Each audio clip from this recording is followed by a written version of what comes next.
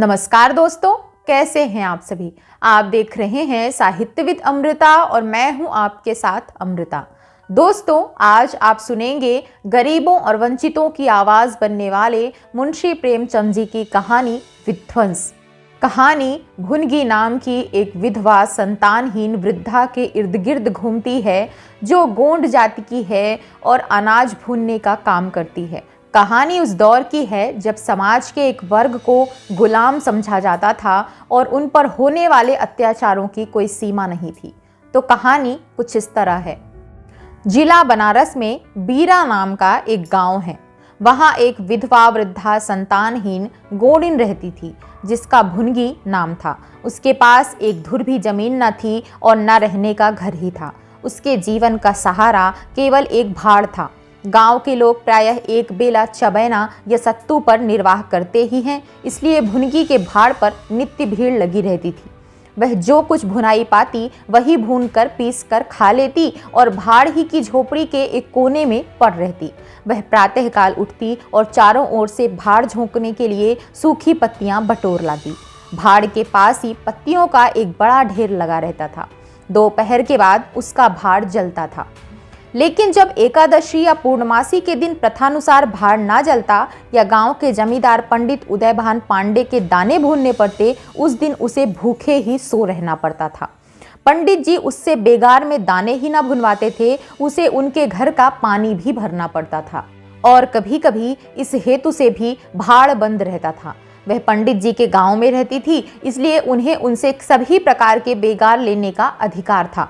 उसे अन्याय नहीं कहा जा सकता। अन्याय केवल इतना था कि बेगार सूख ही लेते थे। उनकी यह धारणा थी कि जब खाने ही को दिया गया तो बेगार कैसी। किसान को अधिकार है कि बैलों को दिन भर जोतने के बाद शाम को खूंटे से भूखा बांध दे। यदि वह ऐसा नहीं करता तो यह उसकी दयालुता नहीं है, केवल अपनी हित चिंता है। पंडित जी को उसकी चिंता न थी, क्योंकि एक तो भुनगी दो एक दिन भूखी रहने से मर नहीं सकती और यदि दैवयोग से मर भी जाती तो उसकी जगह दूसरा गोंड बड़ी आसानी से बसाया जा सकता था। पंडित जी की यही क्या कम कृपा थी कि वह भुनगी को अपने गांव में बसाए हुए थे। चैत का महीना था और संक्रांति का पर्व। आज के दिन नए अन्न का सत्तू खाया और दान दिया जाता है। घरों में आग नहीं जलती। भुनगी का भाड़ आज बड़े जोरों पर था। उसके सामने एक मेला सा लगा हुआ था। सांस लेने का भी अवकाश न था। ग्राहकों की जल्दीबाजी पर कभी कभी झुंझला पड़ती थी कि इतने में जमींदार साहब के यहाँ से दो बड़े बड़े टोकरे अनाज से भरे हुए आ पहुँचे और हुक्म हुआ कि अभी भून दे। भुनगी दोनों टोकरे देखकर सहम उठी। अभी दोपहर था, पर सूर्यास्त के पहले इतना अनाज भूनना असंभव था। घड़ी दो घड़ी और मिल जाते तो एक अठवारे के खाने भर को अनाज हाथ आता। दैव से इतना भी ना देखा गया, इन यमदूतों को भेज दिया। अब पहर रात तक सेंत मेत में भाड़ में जलना पड़ेगा। एक नैराश्य भाव से दोनों टोकरे ले लिए। चपरासी ने डांट कर कहा, देर न लगे नहीं तो तुम जानोगी। भुनगी, यहीं बैठे रहो, जब भुन जाए तो लेकर जाना। किसी दूसरे के दाने छूऊं तो हाथ काट लेना। चपरासी, बैठने की हमें छुट्टी नहीं है, लेकिन तीसरे पहर तक दाना भुन जाए। चपरासी तो यह ताकीद करके चलते बने और भुनगी अनाज भूनने लगी, लेकिन मन भर अनाज भूनना कोई हंसी तो थी नहीं। उस पर बीच बीच में भुनाई बंद करके भाड़ भी झोंकना पड़ता था। अतएव तीसरा पहर हो गया और आधा काम भी ना हुआ। उसे भय हुआ कि जमींदार के आदमी आते होंगे और आते ही गालियां देंगे, मारेंगे। उसने और वेग से हाथ चलाना शुरू किया। रास्ते की ओर तकती और बालू नांद में छोड़ती जाती, यहाँ तक कि बालू ठंडी हो गई, सेवड़े निकलने लगे। उसकी समझ में ना आता था क्या करे। न भूनते बनता था न छोड़ते बनता था। सोचने लगी, कैसी विपत्ति है।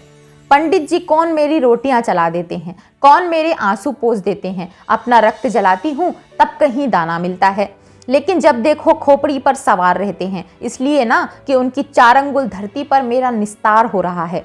क्या इतनी सी जमीन का इतना मोल है। ऐसे कितने ही टुकड़े गांव में बेकाम पड़े हैं, कितनी बकरियां उजाड़ पड़ी हुई हैं। वहां तो केसर नहीं उपजती, फिर मुझी पर ये 8 पहर धौंस क्यों रहती है।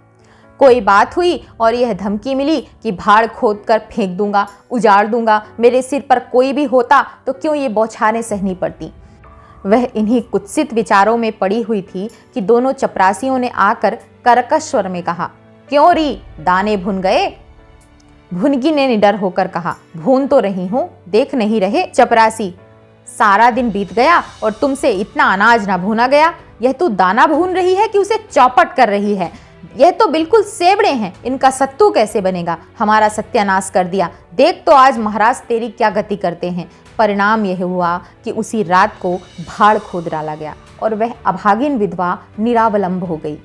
भुनगी को अब रोटियों का कोई सहारा ना रहा। गांव वालों को भी भाड़ के विध्वंस हो जाने से बहुत कष्ट होने लगा। कितने ही घरों में दोपहर को दाना ही ना मयस्सर होता था। लोगों ने जाकर पंडित जी से कहा कि बुढ़िया को भाड़ जलाने की आज्ञा दे दीजिए, लेकिन पंडित जी ने कुछ ध्यान न दिया। वह अपना रौब न घटा सकते थे। बुढ़िया से उसके शुभचिंतकों ने अनुरोध किया कि जाकर किसी दूसरे गांव में क्यों नहीं बस जाती, लेकिन उसका हृदय इस प्रस्ताव को स्वीकार न करता। गांव में उसने अपने अदिन के 50 वर्ष काटे थे। यहाँ के एक एक पेड़ पत्ते से उसे प्रेम हो गया था। जीवन के सुख दुख इसी गांव में भोगे थे। अब अंतिम समय वह कैसे इसे त्याग दे, यह कल्पना ही उसे संकट में जान पड़ती थी। दूसरे गांव के सुख से यहाँ का दुख भी प्यारा है। इस प्रकार एक पूरा महीना गुजर गया। प्रातःकाल था।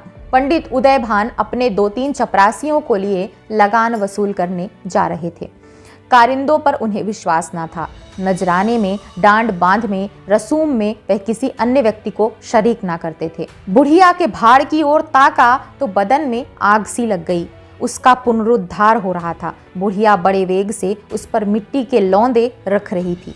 कदाचित उसने कुछ रात रहते ही काम में हाथ लगा दिया था और सूर्योदय से पहले ही उसे समाप्त कर देना चाहती थी।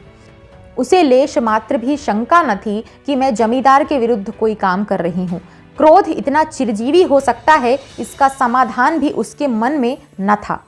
एक प्रतिभाशाली पुरुष किसी दीन अबला से इतना कीना रख सकता है, उसे इसका ध्यान भी न था। वह स्वभावतः मानव चरित्र को इससे कहीं अधिक ऊंचा समझती थी। लेकिन हाँ हतभागिनी, तूने धूप में ही बाल सफेद किए। सहसा उदयभान ने गरज कर कहा, किसके हुक्म से? भुनगी ने हकबका कर देखा तो सामने जमींदार महोदय खड़े थे। उदयभान ने पूछा, किसके हुक्म से बना रही हो? भुनगी डरते हुए बोली, सब लोग कहने लगे बना लो तो बना रही हूँ। उदयभान, मैं अभी इसे फिर खुदवा डालूंगा। यह कह उसने भाड़ में एक ठोकर मारी। गीली मिट्टी सब कुछ लिए दिए बैठ गई। दूसरी ठोकर नांद पर चलाई, लेकिन बुढ़िया सामने आ गई और ठोकर उसकी कमर पर पड़ी। अब उसे क्रोध आया। कमर सहलाते हुए बोली, महाराज तुम्हें आदमी का डर नहीं तो भगवान का डर तो होना चाहिए। मुझे इस तरह उजाड़ कर क्या पाओगे? क्या इस 4 अंगुल धरती में सोना निकल आएगा? मैं तुम्हारे ही भले को कहती हूँ, दीन की हाय मत लो, मेरी रोआं दुखी मत करो। उदयभान, अब तो यहाँ फिर भाड़ ना बनाएगी? भुनगी, भाड़ ना बनाऊंगी तो खाऊंगी क्या? उदयभान, तेरे पेट का हमने ठेका नहीं लिया है। भुनगी, टहल तो तुम्हारी करती हूँ, खाने कहाँ जाऊं? उदयभान, गांव में रहोगी तो टहल करनी पड़ेगी। भुनगी, टहल तो तभी करूंगी जब भाड़ बनाऊंगी। गांव में रहने के नाते टहल नहीं कर सकती। उदयभान, तो छोड़कर निकल जा।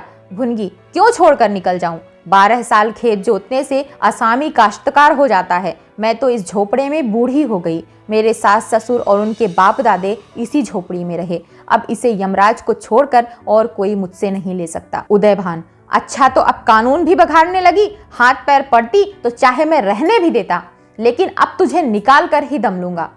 चपरासियों से, अभी जाकर उसके पत्तियों के ढेर में आग लगा दो, देखें कैसे भाड़ बनता है। एक क्षण में हाहाकार मच गया। ज्वाला शिखर आकाश से बातें करने लगा। उसकी लपेटें किसी उन्मत्त की भांति इधर उधर दौड़ने लगीं। सारे गांव के लोग उस अग्नि पर्वत के चारों ओर जमा हो गए। भुनगी अपने भाड़ के पास उदासीन भाव में खड़ी यह लंका दहन देखती रही। अकस्मात वह वेग से आकर उसी अग्नि कुंड में कूद पड़ी। लोग चारों तरफ से दौड़े, लेकिन किसी की हिम्मत ना पड़ी कि आग के मुंह में जाए। क्षण मात्र में उसका सूखा हुआ शरीर अग्नि में समाविष्ट हो गया। उसी दम पवन भी वेग से चलने लगा। ऊर्ध्वगामी लपटें पूर्व दिशा की ओर दौड़ने लगीं। भाड़ के समीप ही किसानों की कई झोपड़ियां थीं, वह सब उन्मत्त ज्वालाओं का ग्रास बन गई। इस भांति प्रोत्साहित होकर लपटें और आगे बढ़ीं। ज्वालाएं और भड़कीं और पंडित जी के विशाल भवन को दबोच बैठीं। देखते ही देखते वह भवन उस नौका की भांति जो उन्मत्त तरंगों के बीच में झकोरे खा रही हो, अग्निसागर में विलीन हो गया। और वह क्रंदन ध्वनि जो उसके भस्मावशेष में प्रस्फुटित होने लगी, भुनगी के शोकमय विलाप से अधिक करुणकारी थी।